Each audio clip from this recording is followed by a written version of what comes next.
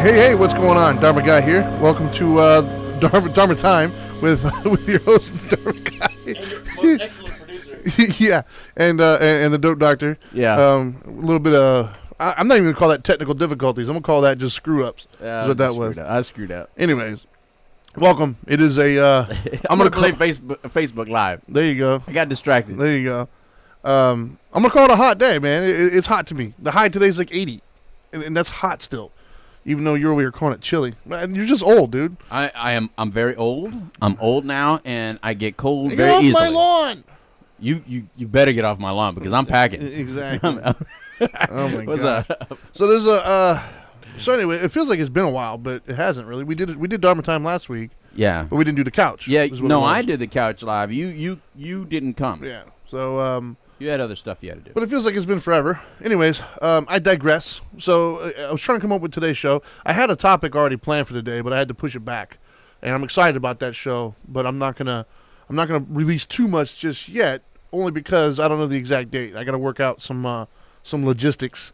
But so we had to come up with a show on the spot, and I'm actually pretty happy about this topic. I think I like it. I think we could do something good with it. I think so. There's a lot of stuff happening right now. Here in America, we have the election coming up, obviously next week. We got Halloween coming up tomorrow. We had that shooting that just took place in the synagogue. Yeah. So a lot of stuff taking place. But I think it was last night, actually. Last night I was watching a show, and I'm not going to promote this show or this person because they're not paying me, so I'm not going to promote them. Yeah. But there was a show I was watching. And this individual was traveling across the U.S. and talking to people about the current state of politics and what's happening in the world today.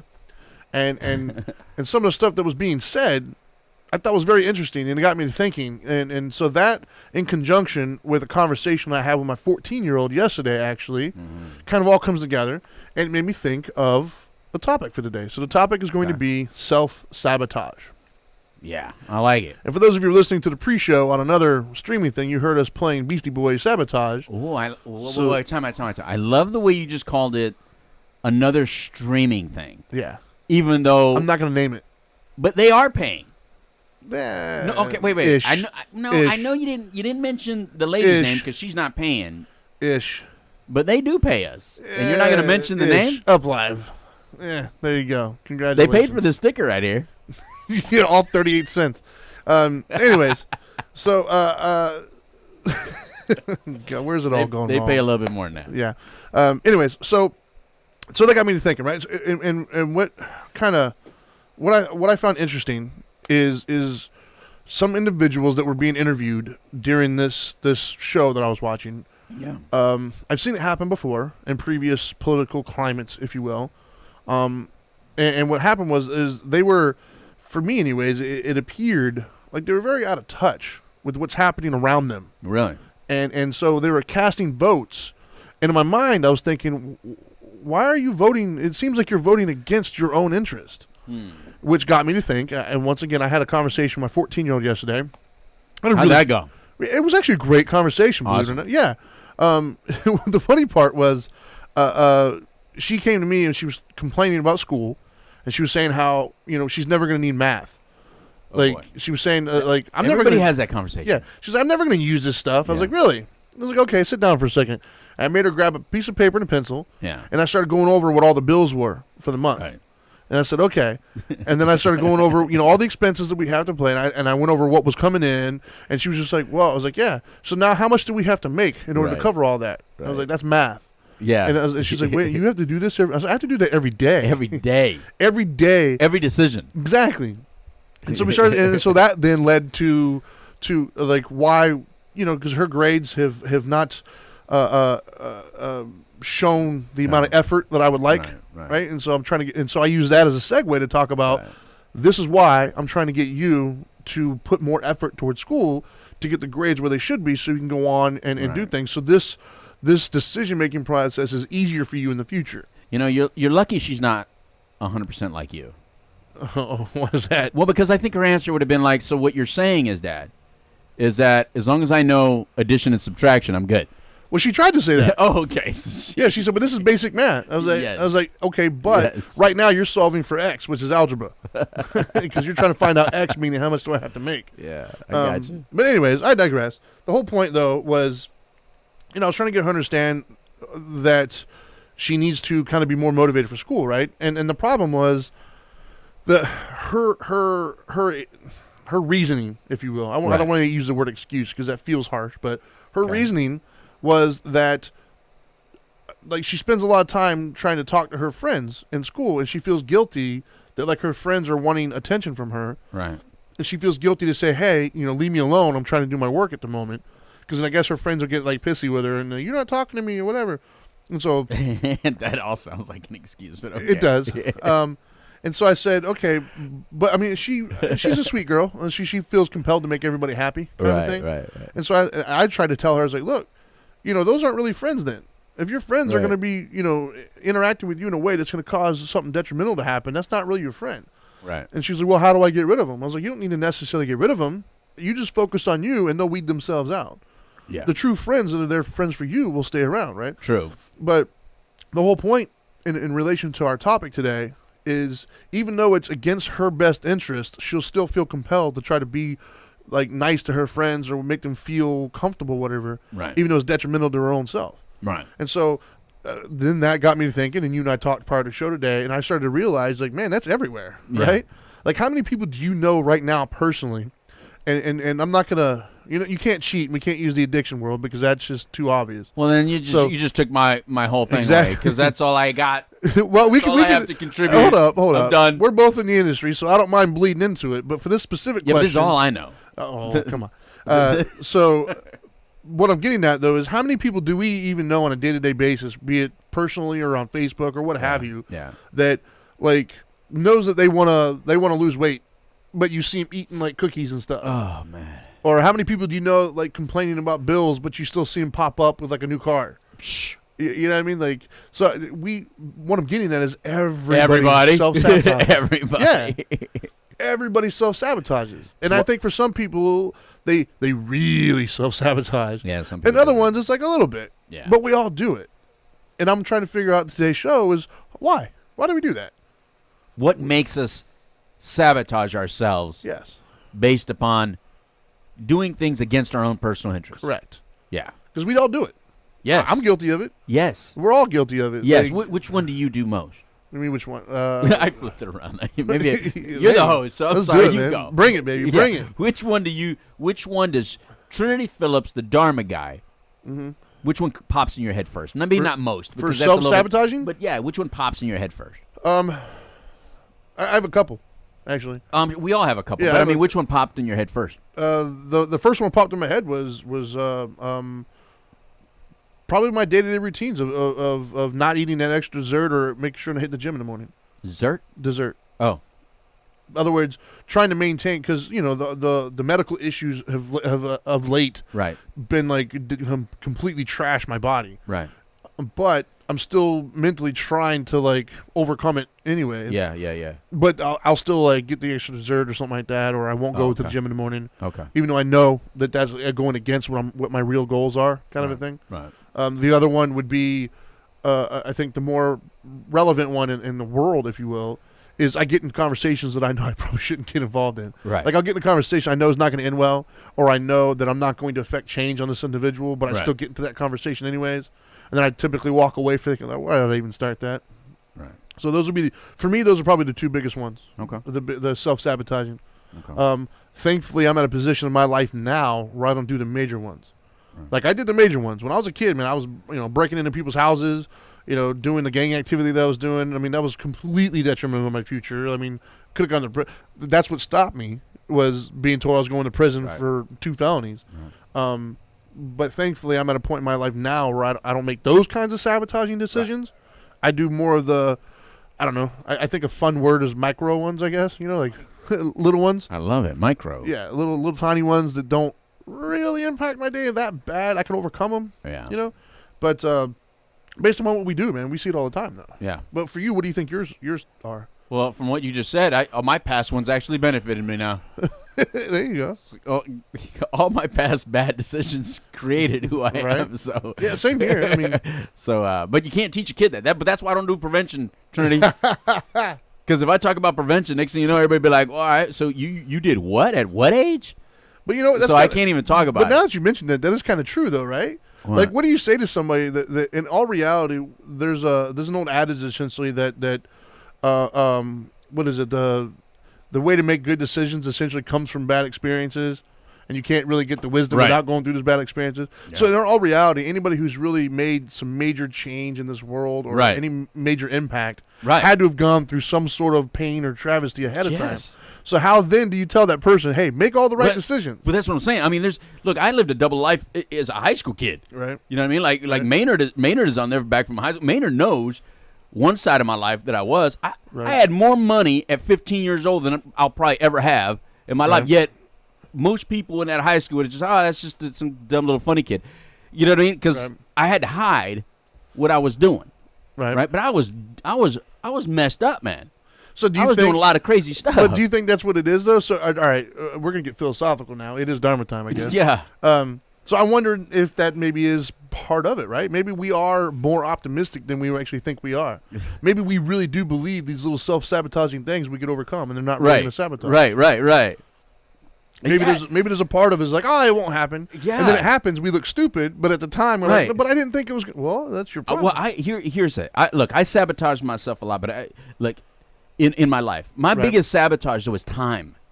I self-sabotage time, Trinity, all the time. Like I'll know, first of all, we know we wear a lot of hats. You and I wear a lot of hats, right? We have so many different responsibilities, different companies, different obligations. Yes. We do so many things. Yes. Right. Yes. And so I'll know that time has always been a problem. I know working a calendar has always been an issue for me. Right. Like I don't know why I ever bought a stupid, what was that old calendar that we always used to buy and used to try to write in everything? The Franklin, whatever. Oh, yeah. I had always buy it like in November, December. And it would never. And by January 10th, I wouldn't fill it up anymore. Like it was gone. So I'd always be like, I'll get to it. I'll do it. I used to rely so much on my memory, Trinity. But the problem so you take a self-sabotage that I always waited to do things last minute. Right. And now you added me being now 49 years old and my brain finally is gone away. Right. Like it's literally going away, And so now I can't even rely on my memory because now I don't remember anything. Right.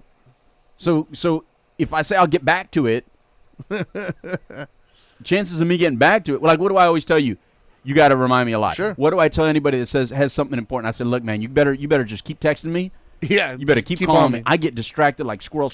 So I self-sabotage by not figuring that out. I have yet to come up with a solution and a system that works for me. Yeah, I mean, I had the same. Yeah, man, I love the people that are on, by the way, man. I had the same issue. My problem was always, when it comes to doing things last minute, was I was always able to pull it off. And so, like, I just got used to the idea of just waiting till the last minute to do things. Right. And could they be essentially, better or more successful had I planned it differently? Right. Maybe. I mean, that's yet to be determined because I always wait till the last minute, and it works out to my level of acceptance, so I move on. Right. But the self-sabotage it's interesting to me, though, because it's something that I think actually a lot of people will look at this topic and they'll want to listen to it because I think everybody who's listening to this show at the moment or even out there, I think we all know that we self-sabotage, but I also feel it's a bit of a compulsion. Like, I don't think we can stop. Well, I've never met anybody in my life that doesn't self-sabotage in any way, shape, or form. Well, my problem is that mine comes with a rush. Mine comes with pleasure impulses per second. So when I get stuff done, Trinity, at the end, I mean, I just feel like, bang. Right. Like what do you call it? PT Jabs? He goes by PT Jabs. Pinklin Thomas. What's up, Pink? Two-time heavyweight champion of the world is watching us right now on Facebook Live. Now, he knows that feeling like a victory. That's how I feel. Right. I feel like I could take a victory lap when I finally get something done. Right. So it's hard to go against something that's sabotaging when it comes with so much gratification, is what I'm saying. I can see that. You know what I mean? For sure. But I don't know if everybody has that same. I'm not sure if we victory. all. Yeah. Yeah. No. Some it's just pain. Well, some of it's also just procrastination. It's delusion. Yeah. Like, well, I got a little of that, I'm sure. It's because I know a lot. I've had clients over the years that I used to train that would be desperate to lose weight. They'd be desperate to achieve these goals, and they'd be paying me, absurd amounts of money to help them get there. Right. But then when I'm not around them, they'd be eating whatever they want or not working out, and it's all self-sabotage. Yeah. And I don't think they were getting a rush from that at all. Matter of fact, I think they were getting pain, but it was like a compulsion. They couldn't stop. Not do it. Could not stop. I'm not going to go as far as to say an addiction, but I will say compulsive. Right. Like they just, they would see, screw it, I want the burger, or I want this, or I want that. Well, there's some sort of feeling of not feeling worthy, right? Right. You know what I mean? Like that's a big one. Yeah. Like somehow I'm not worthy enough to be successful, so I keep on sabotaging it. Like a lot of people do it with relationships, don't you think? Like you and I are in some successful relationships, but we also know a lot of people that for some reason or another, they by their decisions and by some of their behaviors, they refuse to allow themselves to be in a healthy relationship. I think a lot of that is usually, from what I've seen, obviously there's outliers and things of that nature, but from what I've seen, I think a lot of that is this feeling of inevitability. Right. This idea that it's going to go wrong anyways. Right. So I'm going to go ahead and protect myself. Yeah. So when it does go wrong, I'm okay. Right. And by definition, you make it go wrong, basically. Right. Your need or your actions to prevent the damage creates the damage. For real. And then it ends. Yeah. And then you walk away feeling vindicated, like, see, I told you. I knew it was going to go wrong. Yeah. But in all reality, like, you kind of made it go wrong because of your defense mechanisms. Right. And by that, no, I don't think that they get any high from that. But I think they feel vindicated when it goes wrong. Because that's their way of saying that no matter what, it was going to go wrong regardless. Yeah. They don't see. I think you're right. And that's where I get, though. That's what I mean, though, is this detachment from reality almost. This out of touch, right? Like, because we convince ourselves, but we don't. We convince ourselves so much that we don't see the truth in front of us. Like in that scenario I just gave, that person will convince themselves so much that it was going to go wrong anyways, that no matter what they would have done. Right. They don't see that their behavior contributes. Perfect example. Here we go. I'll give you an example. Okay. So I was watching the show years ago now, and everybody in the show, they were supposed to jump into the pool. Okay. Right? And they were supposed to use a diving board. Now, this wasn't one of those big platforms. It was just a traditional, diving board, maybe a foot off the water or whatever. Okay. So, and they were all lined up to go do it. There was one girl. This one girl was terrified of diving into the water. Okay. And the reason why she was terrified is because she was afraid to get hurt. She wasn't afraid of water. She was just afraid she was going to injure herself by using this diving board. So here they are, lined up, and one by one, they all go, jump on the diving board, go in the water. Right. Everything's totally fine. Right. It comes to her turn. She is so, like, I don't even know what the word, so afraid and so skittish of doing it that she doesn't, like, commit to it, Like, she half-asses it, basically. Mm-hmm. And by doing so, she slips, hits something, falls, and injures herself. And so that, to me, I think that is a representation of what I'm talking about. Is we hurt ourselves despite it. We don't realize that, like, in her mind, she thought that it was the whole situation with the diving board. No, it was you. It was your inability to just commit and go with it, and just go. And that's what caused her the pain. And I think that's what happens to all of us. Is right in that relationship, for instance. Right. I've known so many relationships that, because the person was afraid to get hurt, and just commit to it and let it be what it's going to be. That they sabotage by being rude, by putting up defensive walls and things of that nature. And then, like I said, they feel vindicated when it ends. Well, I think that's what we've talked about that on previous shows. And I don't know what's the name of that show on YouTube, the commit one. Do you remember the name? Oh, man, I don't remember. Okay, because we'll look up, Dharma Time on YouTube, / Dharma Time, and you'll find it. But there's one that we did on commitment, because the example that you and I constantly go back to when we talk about commitment is like you with the motorcycle stunts and me with just regular jumps on the motorcycle, just jumps. You know what I mean? Like real early on in my life, I realized if I don't commit to this jump, you know what I mean? Yeah. I'm gonna hurt myself. You know what I mean? Well, it's like in traffic. If you try to cross lanes of traffic, you find a gap, go. And then I know damn well, like I said again, Maynard's on. We'd race these cars down the damn freeway. And just to see how fast we can get to Juarez, and if you didn't commit to going in and out of this traffic the way we'd get to, You're gonna get hurt. you're gonna die. Yeah. You know what I mean? Yeah. You know, whether you're riding motorcycles, cars, whatever, you better just commit to it. Yeah. And so we had to commit. And so the same thing goes on with all parts of your life, right? If you don't commit to it, then you sabotage it because you'll half-ass it somehow. Yeah. You know, or you'll hesitate just enough. Yeah. To not make it happen, and then you'll say, "Well, see, it wasn't going to work anyway." Well, and the other, I'm gonna amend that slightly though too. Instead of saying commit to it, right? I'm gonna go deep here and say commit to yourself. Okay. Right? Because Okay. I think that's what it is. As I don't think, because it's not always as simple as going through traffic, right? Sometimes it's a little bit more complicated in the sense of, maybe you don't fill out applications for certain jobs or whatever it is because you don't feel. Oh yeah. You're gonna get turned down for it. So why even go for it in the first? Right. So commit to you. Right, commit to the future you. Do something now that the future you is going to thank you for, kind of a thing. Right, like, and I think that's kind of, I think that's kind of the issue, right? That's the issue. I was with my daughter yesterday, talking to her. Even was she was trying to make everybody else happy, not realizing it's hurting her. Right. And Aaron, actually, I'm gonna give him credit for this. Right. Aaron from Soulless Counseling. Him and I were talking one time years ago, and one of the things he told me was, your cup, you can't fill from an empty cup, basically. Right. So, especially people like us, we're fixers, we're helpers, we like to grow and help. Right. But if we don't take care of ourselves, oh yeah, for sure, we're worthless to the people around us. For sure. And it's very easy to get caught up in this idea that I've got to be everything to everybody, and then that whole martyrship of like, oh, I don't have time for myself, and I'm suffering. Well, you got to stop. Yeah. Right. And you got to realize that being selfish is not being selfish. Right. Taking care of yourself means that you're going to be more complete to help those around you. Right. And I think that's something not a lot of people get. I think they hear it, but Oh, they don't I get do. it. I do. of I'm course. jumping in that damn boat, bro. Oh, I know. Absolutely. You better. Oh, trust me, Mr. Nap. I know. And Mr. Like, I'm sorry, I can't do anything. I'm going to nap. After my nap, we'll do whatever you want, but I got to nap. I get it. But I'm for sure though. Like my daughter, I was trying to explain to her yesterday, was like, look, dude. I even asked her, right? What it was is part of our conversation was with the financial stuff. Right. I had her write down 2 columns. Right. One column of expenses and one column of potential income, and we did an $8 an hour job. And I says, look how much this person's making, and compared to what the bills are they going to make it? And she says no. I says, well, which column do you want to be in? She wants to be in the column, obviously, that makes all the money.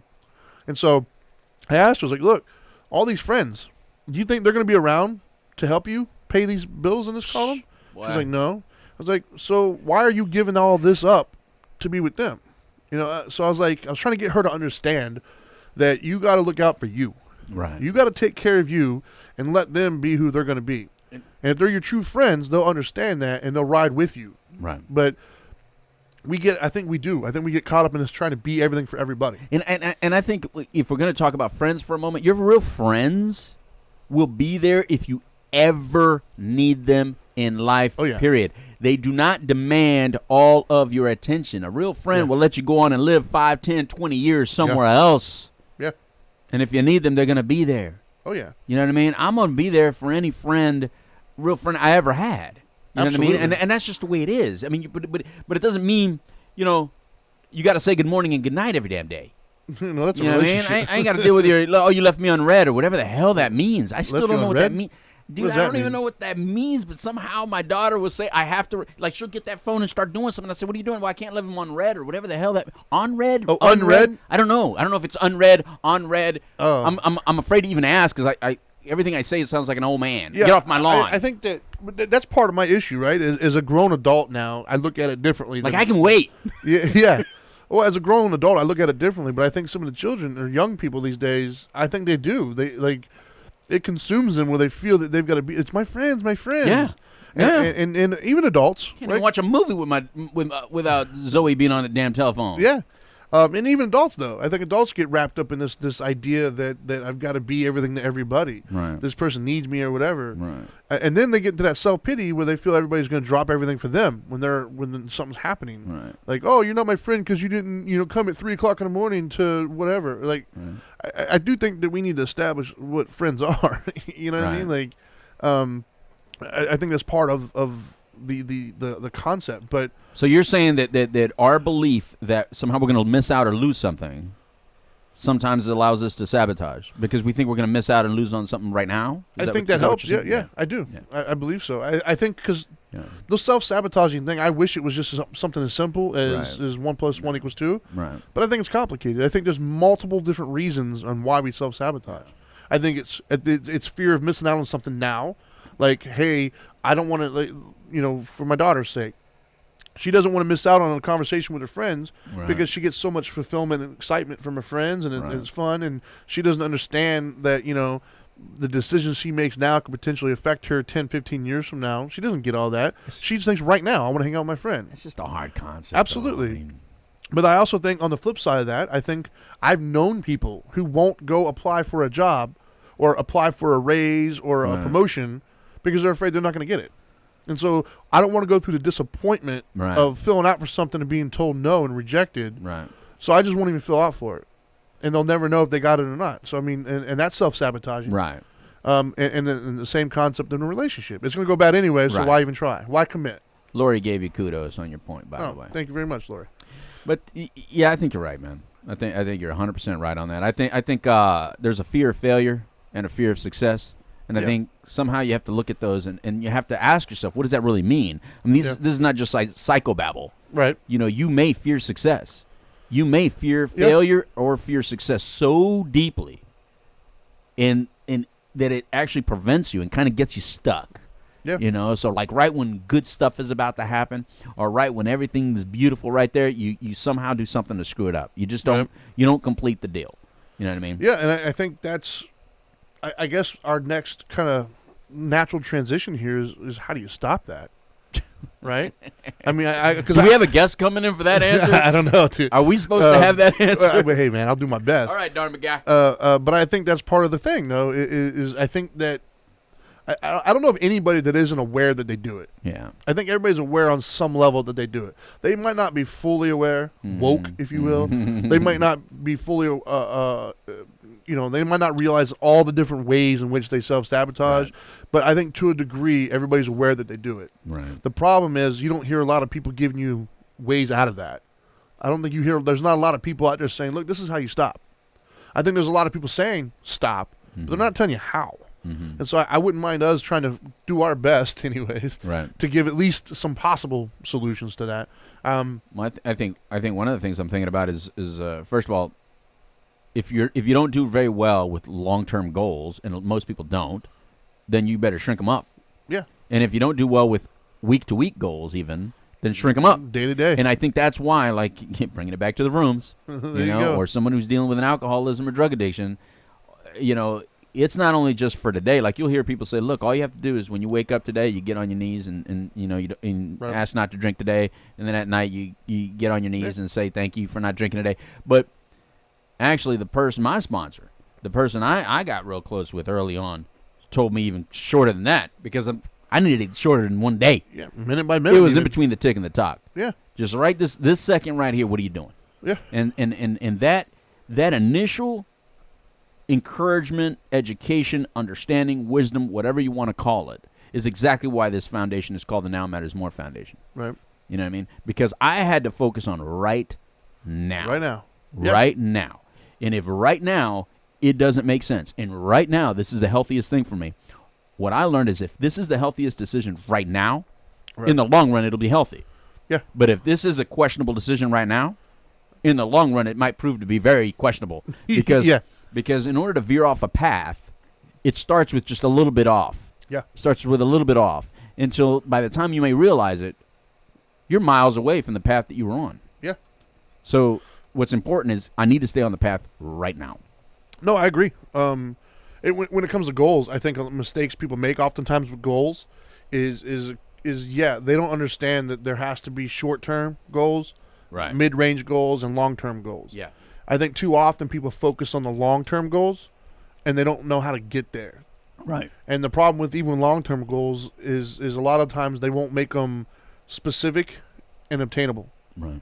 Specific meaning, dude, when I was doing health and fitness stuff, man, and I still do, obviously, but, the goal I would hear a lot right. is I want to eat healthier.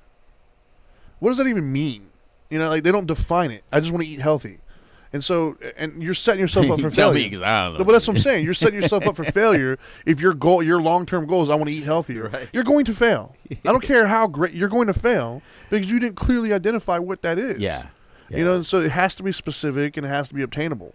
But when you say Trinity, Yeah. do you make your clients write it down? Because if it's Yes. not written, Yes. every successful person Yes. I know has written Yes. out the plan. Dude, I'm a big believer in like vision boards and stuff. Every single one. I'm a huge believer in that Yeah. because it becomes real. Right. When it's in your head, it's just a thought. Right. And Buddhism will tell you everything's Right. impermanent. Thoughts Right. come and thoughts go. Right. To whereas if you write it down, it's real. 100%. Other people can see it, touch it, feel it. It's there. Yeah. It has energy to it now. and you can go back to it and see if you're Yes. if you're failing your You plan. gotta write 'em down. If start off with the long term and then keep coming all the way back to you have a detailed plan of what you need to do on a day-to-day basis. Because Yeah. if you're not doing it, you're not going to get the long term. It's just not going to happen. Correct. There's just no way. Correct. And so the other, it's funny that you mentioned goals because the two things I had in my mind of, and obviously this is like a huge question that we're trying to ask, but the two solutions I had in mind for stop sabotaging is goals, because to me goals is a form of accountability. Right. You know, so that way you have something to hold you accountable while you're going through stuff. Yes. And the other side of it was more of a spiritual sense, and that is loving yourself. And when I say love yourself, the funny part is no matter what room I'm in, when I say love yourself, everybody gets like really uncomfortable when I say that to them. Really? Yeah, they do. They get uncomfortable because people. It's like a really. In what way? Well, they typically jump to the extremes, right? They jump to the extremes of loving yourself. Well, I'm not going to be conceited. You know, I'm not going to just be so stuck in my. They'll take it to the extremes. Okay. And when I say love yourself, what I mean is like nobody on this earth, and there's people who are listening right now who've been in my groups. It's going to sound familiar. You know, and nobody in this world deserves your love and compassion more than you. Right. You know, and one of the very first homework I give so many people is when I say to them, all right, I give them a scenario that if somebody came to you, like a little boy, a little girl, you know, somebody looks up to you, that you kind of have taken under your wing type of situation, and they say, hey, I'm such a screw up, I messed up, I did something so stupid, I'm an idiot, I'm all these things. Would you say to that person, yeah, you're right, you are an idiot, you stupid, why would you do that? Yeah. And universally, the entire room always says no. And I said, why? And they all say, well, because it doesn't work. It's gonna be, it's gonna ruin their esteem. They come up with all the right reasons of why it wouldn't work. So then my next question is, well, why do you do it yourself then? Right. Why do you try to motivate yourself in ways that you would never motivate a loved one? Absolutely. And so the homework I usually give them is start motivating yourself the way you would that loved one. That's a good point. And so that's what I mean by loving yourself. Is like the other thing, and I'll give Aaron credit for this one as well. Well, damn, Aaron just keeps going getting credit. Solace Counseling. There you go. Let's man. do a commercial for him. Right. But I mean, him and I used to have a lot of talks about these types of things. Right. He's a great guy. But the other thing he was saying is like, especially in the fitness world, a lot of times people would hate that old part of themselves. Like if they lost a lot of weight, like, oh, I hated that. Right. I don't ever want to go back to that. I hated that.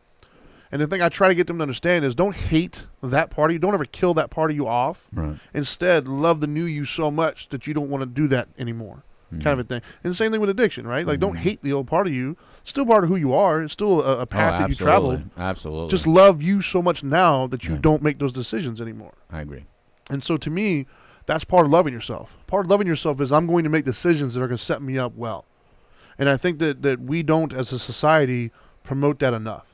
I think it is looked down on. And I think that's why people kind of take it to the extremes when I mention it. Right. Because we're taught to be humble. We're taught that being self-assured and confident. Maybe in your family you're taught to be humble. As a society. Oh, okay. As a society. Maybe not in our homes, but as a society. I was kidding. Not being humble is considered, it's always the It's villain. bad. It's always It's the bad. villain in the story. Yeah. I'm the best. I'm the best. Oh, yeah, I'm that's a this, bad that. thing. Yeah, it's considered a bad thing. So when you say the words loving yourself, most people automatically go to that. And they're like, well, no, I'm not. I'm going to still be I agree with humble. And so I think that we need to get over that. Mm-hmm. There's nothing wrong with being prideful, as long as it doesn't, interact negatively with the people around you.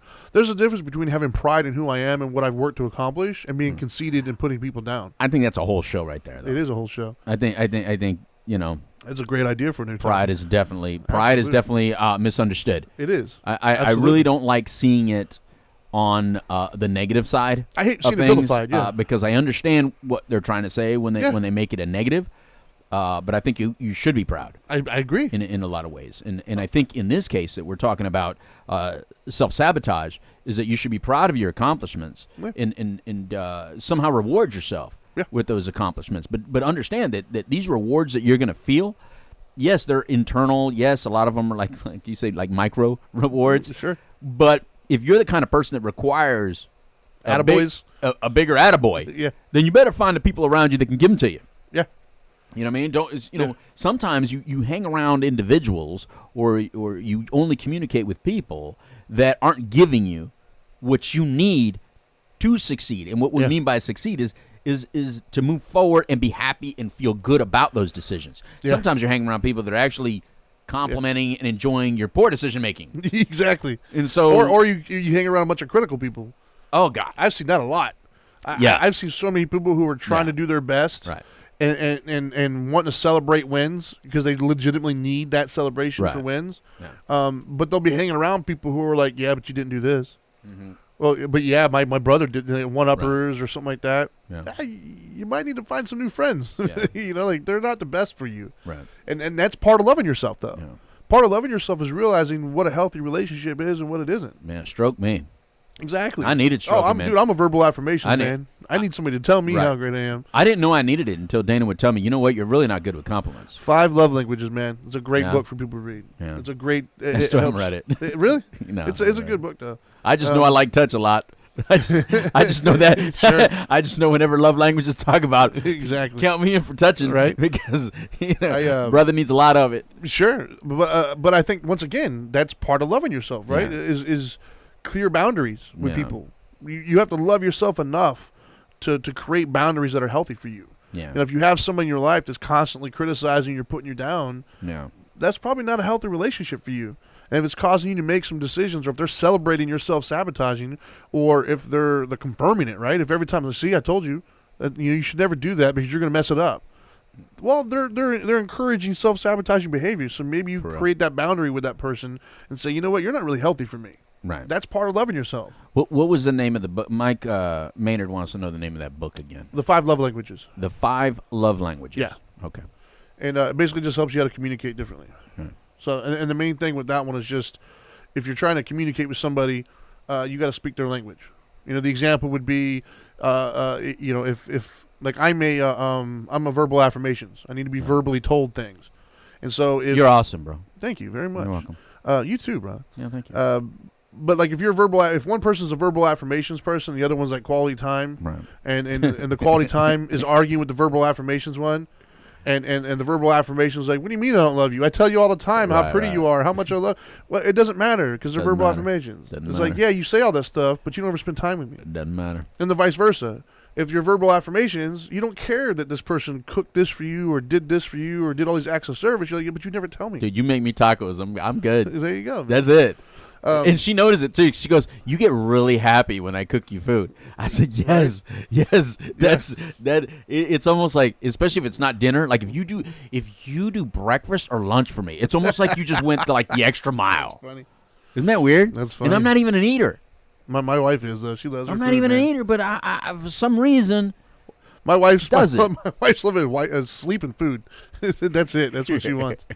But no, anyways. So the self-sabotaging, man. I don't know. I think it's interesting because I think that there's a lot of it going on right now. Yeah.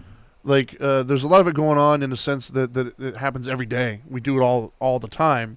But even in the media, when you look at like the political stuff, there's a lot of that stuff going on. Now, I'm not going all the way into it. No, but you have to touch on it because we joke a little bit about it. Now, don't get mad at me, people. If you're very, I know I'm just gonna piss people off. Let's do it. Okay, let's do it. There's no way to do it, man. Listen. As a business owner all these years, first of all, I'm a registered independent. So can we start off with that? Sure. I'm a no-party affiliation. Why do I feel this is going to take a horrible turn? But let's go for it. God, man. No, I'm not trying to. I'm just simply saying that my financial interests go against my social beliefs. So as everybody's crying, just whining and crying about our leadership and all these things, my pocket does not ever go bigger by all that whining and crying. Right. my ability to feed my family and get the goals that I have in my life and retire the way I want to retire, go right now are separate than some of my social beliefs. Sure. So I'm sorry. But I'm going to go with that pocket because at the end of the day, I'll take care of mine around me. Right. But I can't take care of mine around me if I'm also in that boat crying and wanting to have my hand out. Sure. Somebody's got to sign the front of that check. Yeah. Well, here's an example, right? Like I'm gonna do my best to stay as neutral as we can here, but I will. So Screw I'm neutral, gonna man. use other examples. Screw neutral. Stop whining and crying. Let Right. the dude do the do. There was a guy, for instance, that I knew back in the day, and he was first, for all transparency purposes, I'm independent as well. Right. I think both Republicans and Democrats are ridiculous at this point. I don't really have much of a dog in either one of them fights. But there was a buddy of mine that I worked with for years, right? Right. And he was a hardcore conservative, like Right. really right wing, all about Republican, this, that, and the other, right? Right. And one of the things that he was very against, and this is what self-sabotaging. This is what I just didn't understand. All right. He was so adamant against universal health care. Okay. Right? He would say it's just the worst thing ever and all these problems with it. But here's the kicker. This is where I just didn't get it. Right. Is he was struggling with diabetes and a problem with his foot, Right. where they were talking they might have to amputate. Right. And part of the reason why was he couldn't afford health insurance. So he had no health insurance, and he was struggling, and he ended up fighting not only to lose his leg, but death. I mean, Right. this medical stuff was getting out of hand. Yeah. But he would never vote for universal health care.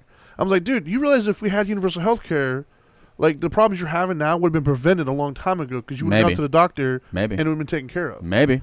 No, the stuff he had was because it had to be waited on. I know. I'm just saying. I know. I know people in universal healthcare countries that say they're on waiting lists for 6 months. I've heard that was BS. So it's not BS. I've talked to a lot of them that says it was BS. Well, we talk to different people. Obviously. You're talking to the whiners. Oh, wow. No, he's the opposite of whiner. He was saying he wouldn't fix his foot. But my point was... And by the way, broke people get more health care than I get. So let's be honest about that. They can go to the hospital, never pay the damn bill, and be okay with it. For some reason, because I want my credit score to stay where it is, I have to pay my damn bills. So let's be honest about that there, Trinity. Shame on you. But no, my point being, though, is just in those types of situations... My insurance costs $1,600 a month. Oh, that's horrible. All right, so let's get honest about it. Let me pay $200 a month for my health care. Yeah, ours is up there. I wish I was paying $200. Yeah. But anyways, I digress. My point being is just I see it right in today's political climate. I think people get caught up in some of the vitriol that's happening, and they kind of forget, like, what's going to directly impact me? Yeah, right. Like, what's going to make my life better? And I don't think they're in touch with that sometimes. I'm trying my hardest to keep this from going too far political. You can't because people sabotage all the time by social issues. What you don't understand is the risk takers like me, the ones who go out there and create business opportunities, create movement of money. Don't choke me, man, because if you stop people like me that love to go out there and create opportunities, then I'm going to sit back and I'm going to put my hand out too. Then if we're a whole country of people sitting back with our hands out, so you're going to make this political on me. I'm going to go back. I'm done. No, I'll get political now. No, I'm done. Because I just had this covered. Like, this is I'm just saying. Sure. Don't choke the people. Look, you may not like the way some of these risk takers talk. They may be very arrogant. They may say stupid things. Some of them may even be racist and be all that stuff. But at the end of the day, they move money around, right? But don't do it without the middleman. Brother, you can bring in new middlemen. Littlemen, they can bring in more. And that's the thing. Don't think they don't love you. They're just not going to give up all their profits for you because you didn't take any risk. All their profits? You can jump for $1. How many employees have I had that moved away? Not my employees because I treat them pretty nice. But how many employees out there jump from one job to another for $1? For 50 cents. Sure. They get $1 more an hour in another job. They leave. You get, if on your day off, it's your real day off. When you own a business, bro, I worked 28 years owned businesses.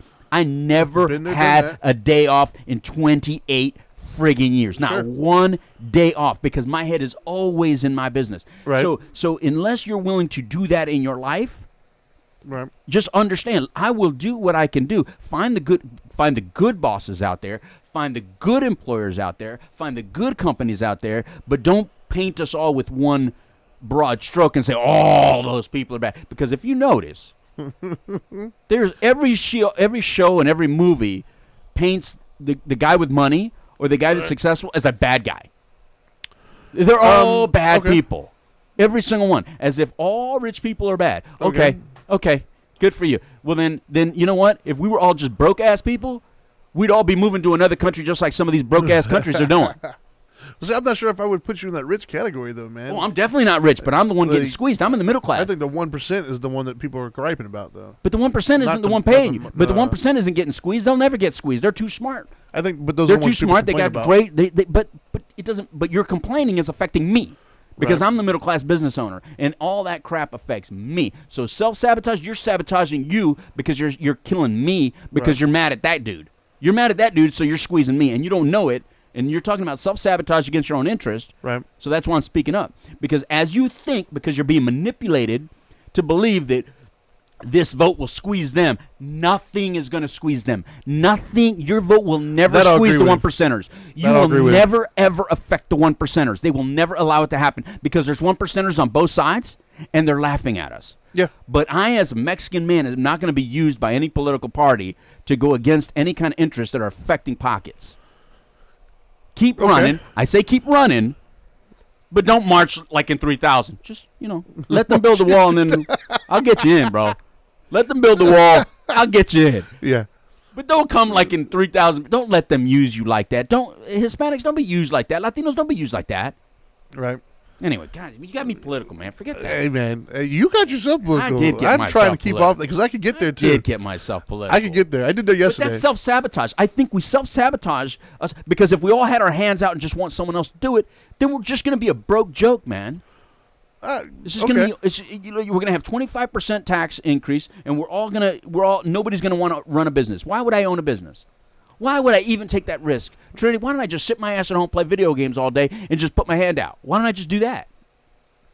I mean, I've got my own thoughts on that, but we don't have near enough time for that. I do think. But how many people with iPhones? How many people with iPhones or all that new stuff or Xboxes and all these fancy things and better looking cars and fancier equipment are doing that though, Trinity? I mean, that's my point. How many people are sitting home and just living off the system?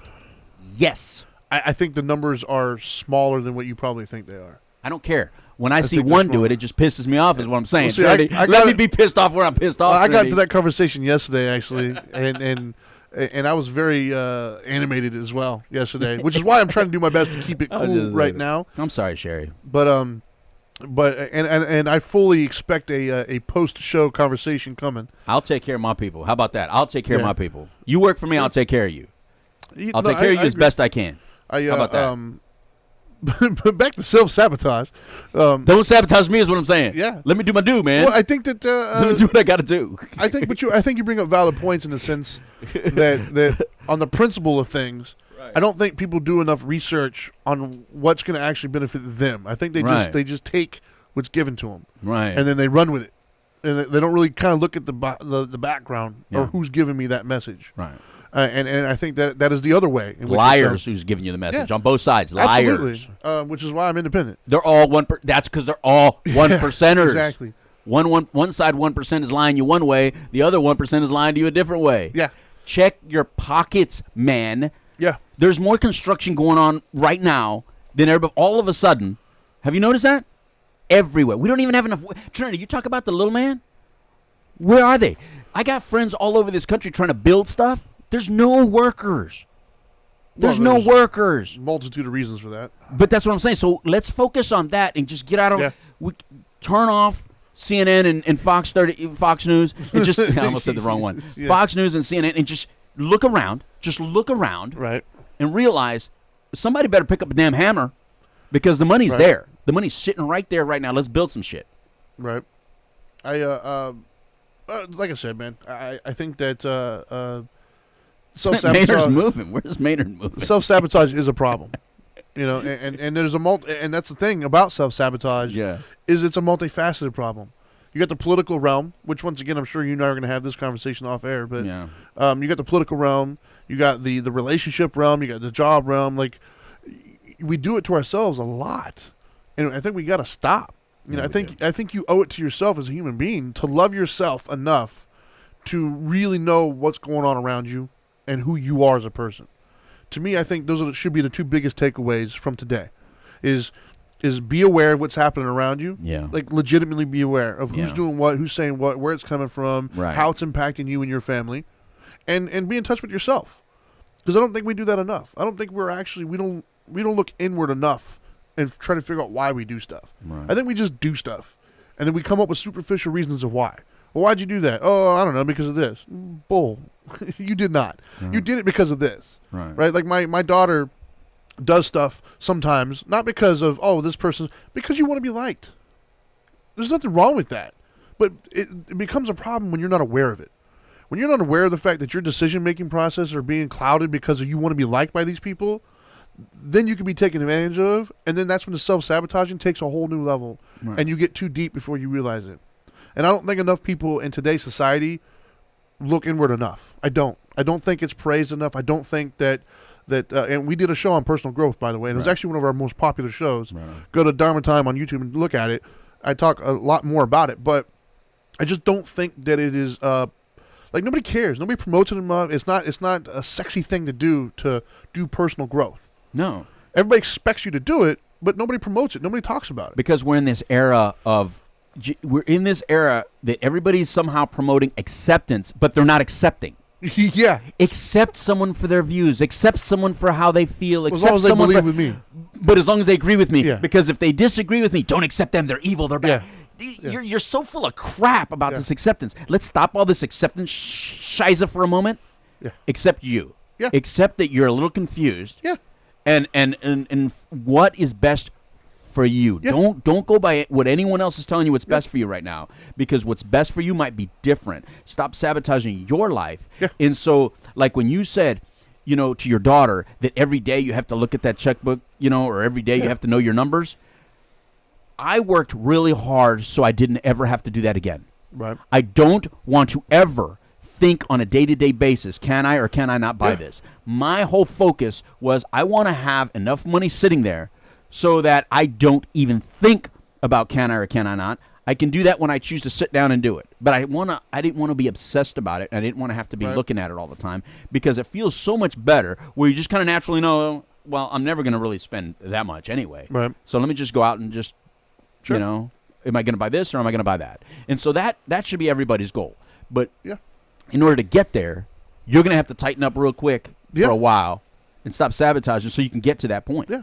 Well, and not only that, but I think in order to have that mentality, you have to look inward to kind of address some of those, your boat's leaking, you got to plug some of the holes. Yeah. And if you're losing energy by not knowing who you are and what your strengths and weaknesses are, then you need to look inward to kind of complete yourself a little bit. Right. When you look inward, then some of these red flags start to pop up and you see them coming. Right. My daughter, instead of saying, hey, I'm doing this because of this, and then you really truly convince yourself that's true, stop and say, hold up, why am I really doing this? It's because I want to be liked.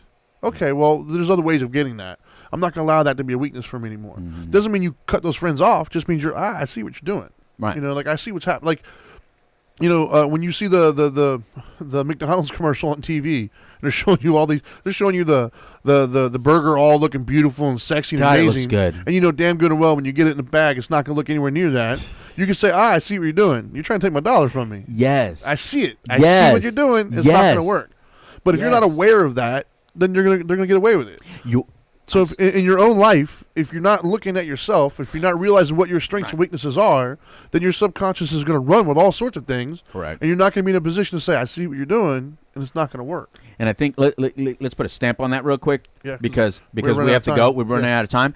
But I 100% agree with you, Trinity, and that's a great point. So I want to put a stamp on it and remind everybody that marketing works. And marketing is being used every day. And just understand that a lot of the ways we think, it's because that marketing. And the same with the marijuana issue is like that. There's so many issues like that. They make it so they appease to us so much that we start agreeing and going like this and don't realize that as long as we know it's all manipulation, it's all manipulation.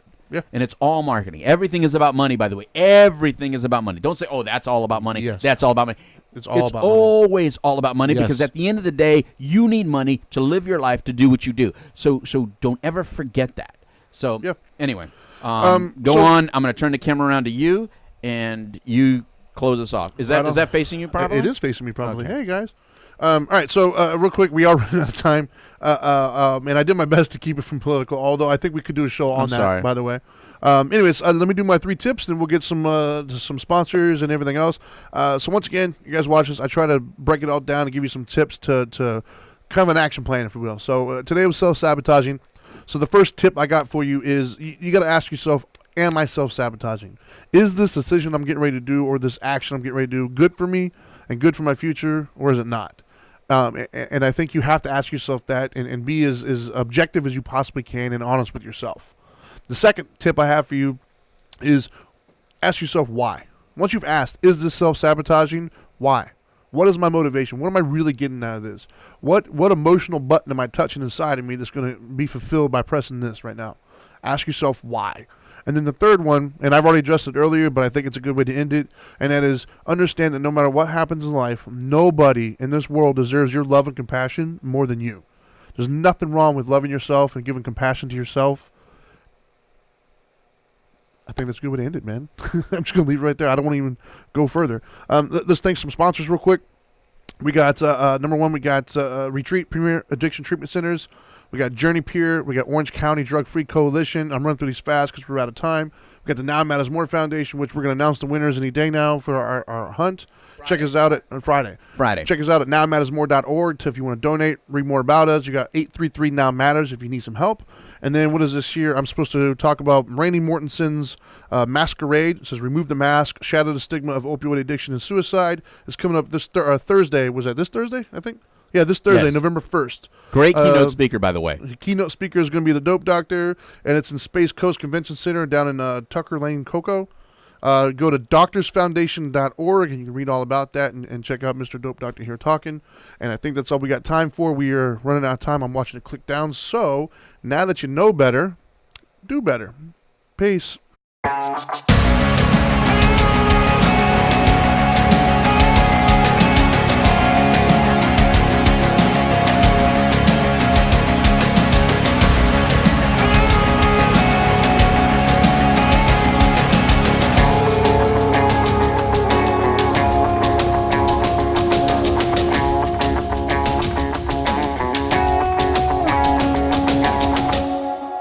I think he plans it all out. Just makes it up as he goes along. Human knowledge belongs to the world.